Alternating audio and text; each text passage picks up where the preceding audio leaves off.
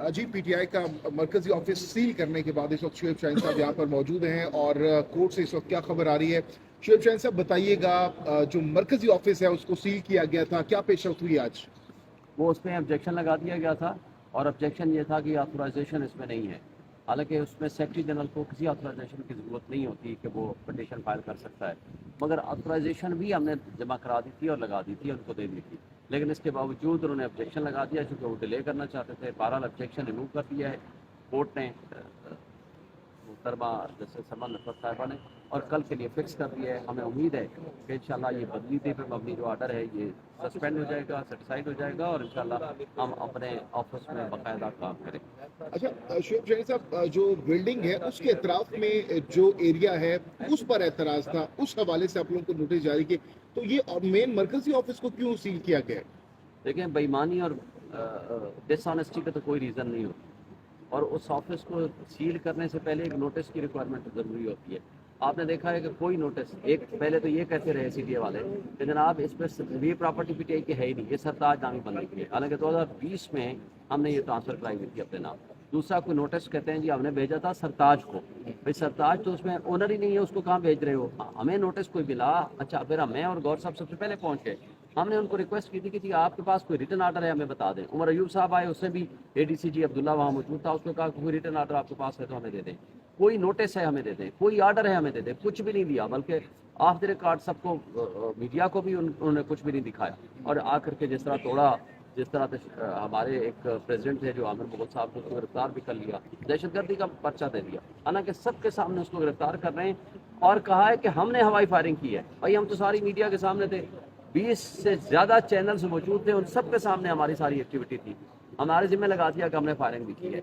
ये सारे बेईमान लोग हैं, क्योंकि असल मसला ये है, एक जंगल का बादशाह है, उसके नीचे उसका वायसराय है, वो मिनिस्टर फॉर इंटीरियर है, उसी के नीचे जनाब सीडीए है, वहाँ से अहकामात चलते हैं और सीडीए को उन्होंने पहले ही टारगेट किया हुआ है और उसी सब्जेक्ट की खड़ी है। तो अब एतराज़ात दूर कर दिए गए हैं, तो अब नेक्स्ट समाअत कल सुबह इंशाल्लाह हम उम्मीद रखते हैं कि हमें आर्डर सस्पेंड हो जाए। अच्छा शुएब शाहीन साहब, गुज़श्ता रोज़ हमने देखा कि जो अली अमीन गंडापुर साहब हैं उनकी वज़ीर दाखिला से भी मुलाकात हुई है, SIFC मीटिंग में भी मौजूद थे और उसके बाद 1.5 घंटा खान साहब से उनकी मुलाकात हुई है, तो ये क्या चल रहा है बैकग्राउंड में?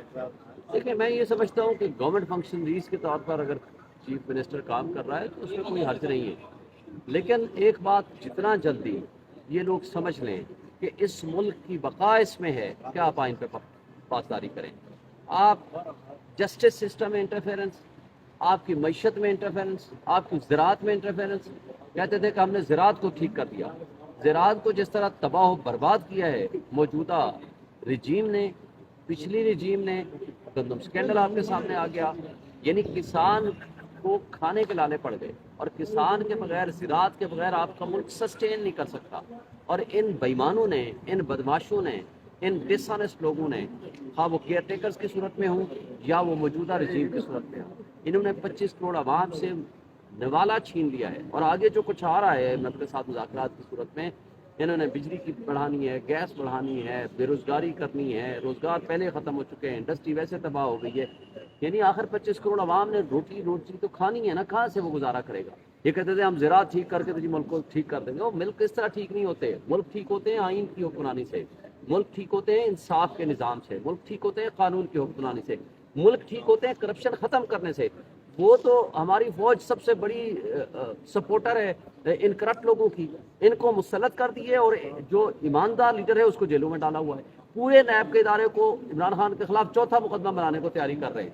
ना उनको गंदम स्कैंडल नजर आया, ना उनको दुबई लीक्स नजर आई हैं, ना उनको नजर आ रहा है कि किस तरह रिटर्निंग ऑफिसर्स ने और किस तरह इलेक्शन कमीशन ने मिलके ये सारी मिली भगत करके टेम्परिंग करके रिकॉर्ड को रिजल्ट बनाए हैं। ये सारी जो खराबियां हैं ये इनको दुरुस्त करनी चाहिए, ना कि सिर्फ और सिर्फ इमरान खान और पीटीआई को क्रश करने के लिए सारी फोर्सेज। क्या इनके पेश होंगे तो क्या फॉर्म 45 सामने लाएंगे ये लोग? देखिए, इसके हवाले से तो हमने पिछली तरफा भी उनको कहा था, अखबारों में इश्तिहार आ चुके हैं और बाकी इश्तिहार भी मेरे ख्याल चल गए होंगे, हमने उनको दे दिए। तो लेकिन असल बात ये है कि जो ये नाजायज़ और कठपुतली MNAs हैं जो बने हुए हैं इंसावात के, उनको दो चीज़ों कहा गया, फॉर्म 45 ले आओ अपने ओरिजिनल, وہ पिछली दफ़ा नहीं पेश किया उन्होंने। जवाब लेकर आओ और एफिडेविट लेकर आओ और आपसे हल्फ कुरान पे लिया जाएगा। इन तीनों बातों से हमारे मसले का हल हो जाएगा। हम उम्मीद रखते हैं कि आप वो फॉर्म 45 नहीं ले आएंगे तो भी उनके खिलाफ एक्शन होगा। अगर लाएंगे और ओथ देंगे, झूठी कसम उठा के देंगे और फिर उनसे कुरान पे हल्फ लिया जाएगा। मेरा ख्याल है कि हम समझते अगर हैं। वो कुरान पे हलफ भी दे देते हैं अदालत के सामने, और क्या आप इससे इत्तेफाक कर जाएंगे, मुतमैन हो जाएंगे, अदालत मुतमैन हो जाएगी, आपका वोटर मुतमैन हो जाएगा? देखें, जब वो आएंगे ऐसा काम करेंगे उसके बाद कल आपको लाहेमंद बताएंगे। और दूसरी बात ये है कि पहले वो फॉर्म 45 लाएं तो सही, ओथ दें तो सही, आएँ तो सही, पहले आने वाली कहानी तो पूरी कर लें। अब 25 को परसों देखते हैं, एक कल है एक परसों है, यानी 28, 29, 30। Thank you.